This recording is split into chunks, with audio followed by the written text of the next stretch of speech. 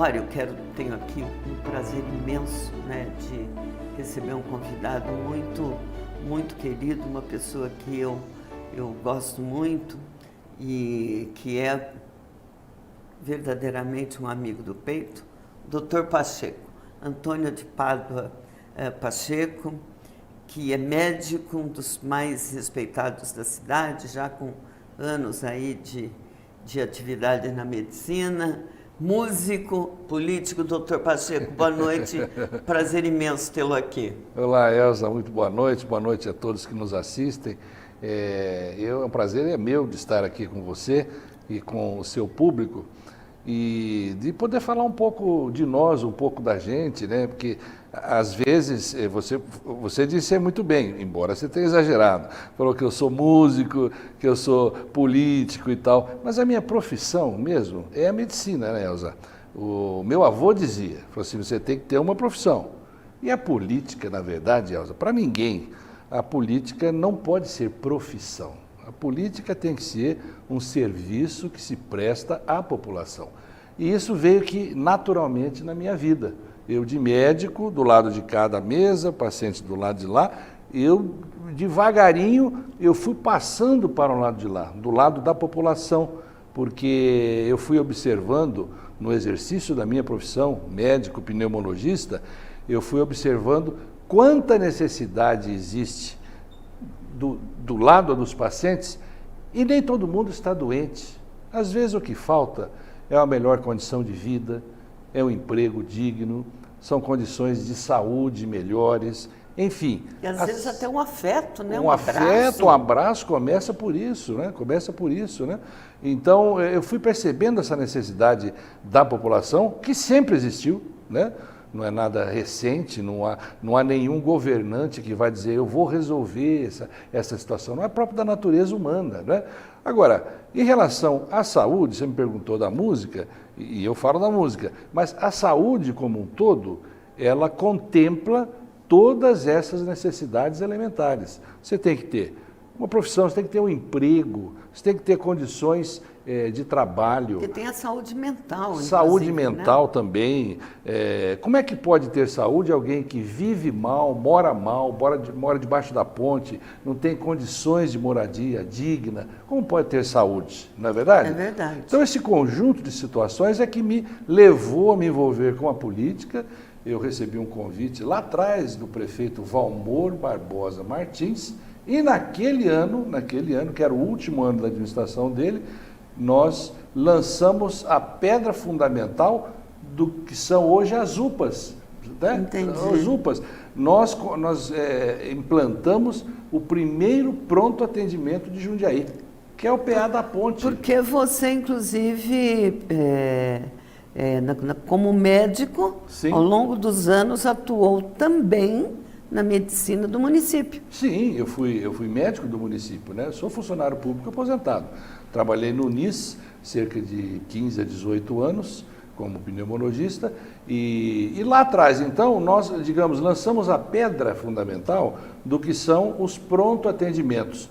E depois do plano de aceleração do crescimento dos governos do PT, houve o lançamento desse plano de aceleração do crescimento, onde mudaram o nome de pronto atendimento para unidade de pronto atendimento, quer dizer, não mudou nada, só pôs o termo unidade na frente. Mas sim, eu tenho muito orgulho disso, porque eu posso dizer, né, com orgulho, entendeu? Não com soberbo, mas com orgulho, de que nós idealizamos e implantamos o primeiro pronto atendimento de Jundiaí, que é o PA da Ponte, e que, se Deus quiser, esse ano, quem sabe, está ganhando um prédio próprio, muito maior e tal, que era o sonho lá da década de 90, era o sonho, né? E que agora deve se realizar. Então eu me sinto participante até dessa inauguração agora, que eu estou torcendo para acontecer, quero estar presente. Ah, né? Que ótimo. Agora veja, quando nós falamos do Pacheco médico e com essa especialidade na pneumologia, nós lembramos de Covid. Está tudo sob controle, doutor? O nosso público pode estar tranquilo? Eu acho que o nosso público pode estar tranquilo no sentido de que a Covid hoje já não representa mais o perigo que foi no ano de 2020, 21 e em 22 foi diminuindo, 23 chegamos em 24 com a doença, eu posso dizer, sob controle, graças a Deus, sob controle, né? Com todas as medidas que foram tomadas, umas corretas, outras nem propriamente corretas, umas acertadas, outras não, porque para todos nós, Elza, foi uma novidade, né? Até para os médicos. Para nós até médicos. Para os médicos. É. Até para os pneumologistas especialistas. Sim, senhora. Você veja, pandemia, que é uma epidemia mundial, nós só conhecemos por livro, que foi a pandemia da gripe espanhola, lá no início do ano 1900, né? 1918, 19, 20 e tal, foi a gripe espanhola. Então nós não conhecíamos uma pandemia. Nós conhecíamos de leitura, sabíamos o que era, o que a Organização Mundial de Saúde deveria propor para se controlar uma pandemia dessa natureza com um vírus absolutamente desconhecido. Nós não sabíamos como é que era o mecanismo dele de multiplicação e tal. Depois, rapidamente, os especialistas foram estudando e perceberam e descobriram todo o trajeto do vírus dentro do organismo, entra pela respiração, vai no pulmão, provoca uma inflamação muito grande, por isso que dá muita falta de ar e tal, né? Ataca os vasos, obstrui, dificulta a passagem do oxigênio para o vaso e tal, e a pessoa tinha muita falta de ar, que era o sintoma cardinal da doença, é a falta de ar.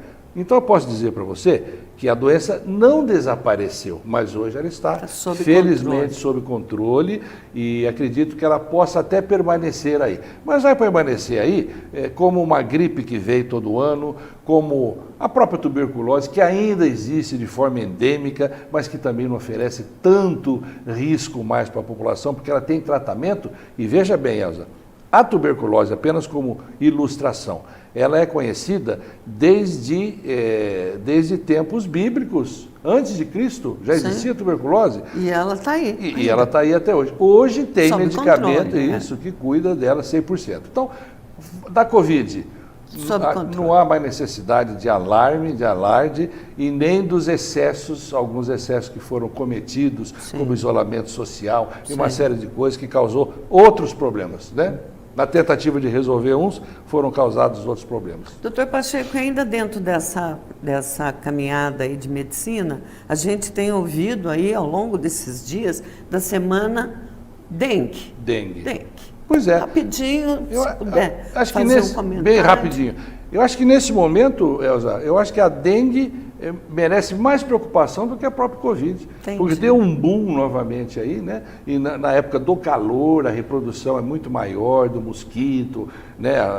Então isso, a Aedes aegypti, então aumenta os casos de casos, né? de contágio, alguns graves e tudo mais. Então acho que hoje a dengue merece até uma preocupação até maior do que a Covid. Mas é uma questão que envolve o cuidado da população, né? Sim. Essencialmente da população, porque tem a ver com o mosquito, e o mosquito você vê ali no vaso, não é isso? No pior quintal, é o vírus que não se enxerga. Você é o vírus que não se enxerga. Eu vi ontem no jornalismo da Jovem Pan, uma apresentação do Ministério da Saúde, onde eles disseram e fizeram um chamamento à população que a maioria dos casos de proliferação do mosquito ocorrem no ambiente domiciliar, entendeu? Ou nos quintais onde tem vasos com água parada, um pneu, uma bacia, um balde que se esqueceu, uma latinha de refrigerante, enfim. Ali é a maior, 70% dos casos de reprodução do mosquito... No quintal da casa. É dentro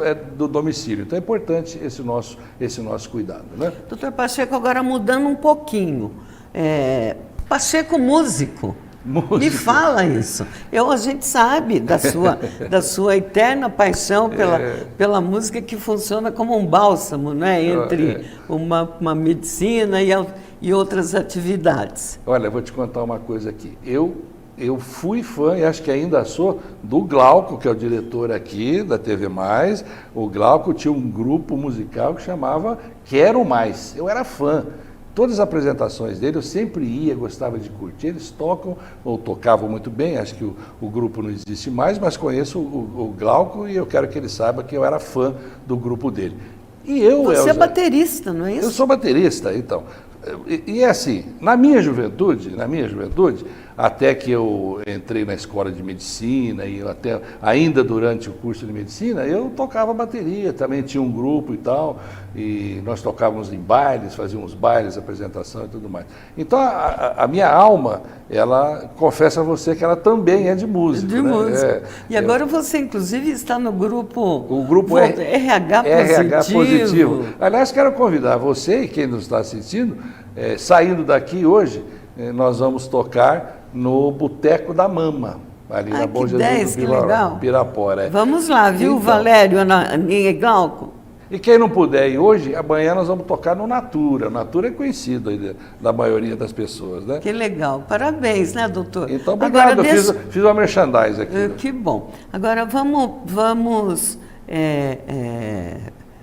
comentar um pouquinho, que eu não consigo falar com o doutor Pacheco, médico, músico, amigo do peito, sem também lembrar de Pacheco político.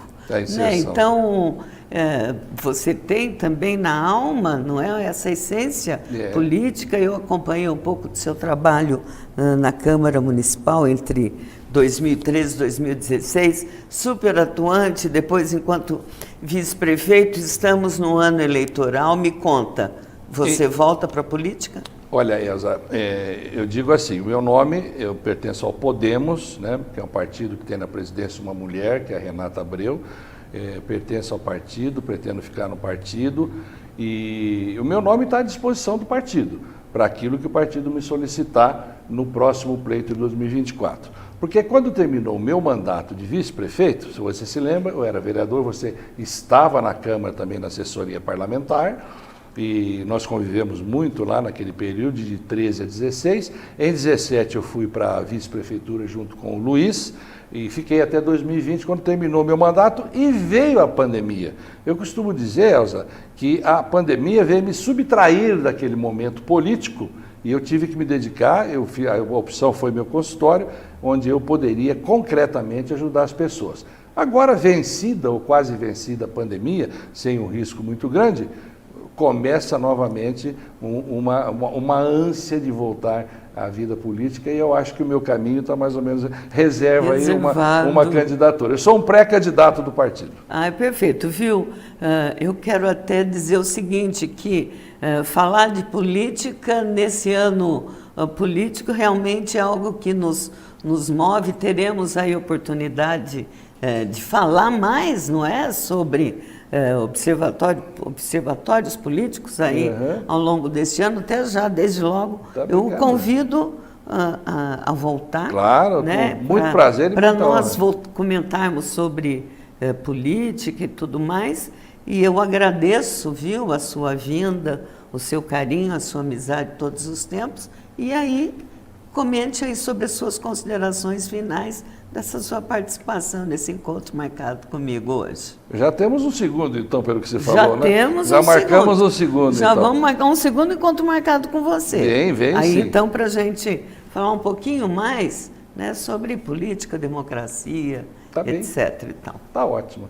Obrigado, Elza, por ter me dado essa oportunidade. Confesso para você que eu já gostaria de ter vindo, e agora, naturalmente, nos encontramos e na festa da uva, e você fez o convite, e você não fez o segundo, fez um só, e eu aceitei. Você viu lá, certeza. né? O comandante Rolim deixou uma frase muito curiosa. Ele falou assim: na minha idade, eu falo para os meus amigos assim, olha, se for por educação, não me convide, porque eu vou. Então, eu quero voltar no seu programa. Com certeza já está convidado. Muito obrigada, querido. Obrigado, Elza. Um abraço. Sucesso.